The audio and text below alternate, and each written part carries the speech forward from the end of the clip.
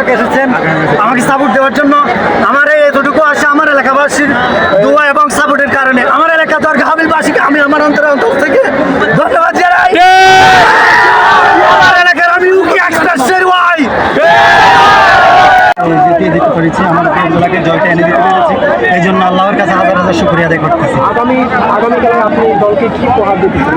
আমার দলকে তো আমার সর্বোচ্চটা উপহার দেওয়ার জন্য চেষ্টা করতেছি। ইনশাল্লাহ আমি চেষ্টা করবো আমার দলকে আবার সেমিফাইনালে, যেহেতু উঠেছি আমরা সেমিফাইনালে, আমার গোল দিয়ে আবার আমার দলকে জিতিয়ে আমি দিতে চাই।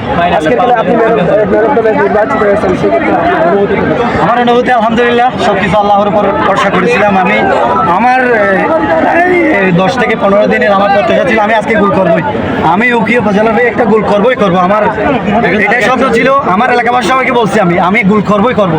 তো আমাকে আমার আল্লাহ পাক আমার স্বপ্নটা পূরণ করে দিয়েছে। আল্লাহর কাছে হাজার হাজার শুকরিয়া আদায় করতেছি। আলহামদুলিল্লাহ। ওকে ধন্যবাদ। আমার জন্য উপজেলাবাসীকে ধন্যবাদ জানাচ্ছি আমাকে সাপোর্ট করার জন্য। আগামীতে কি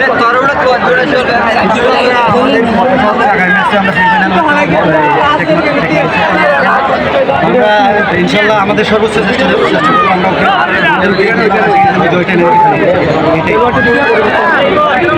আমাদের বলারও তো হয় না, এমনি আমাদের আরেকজন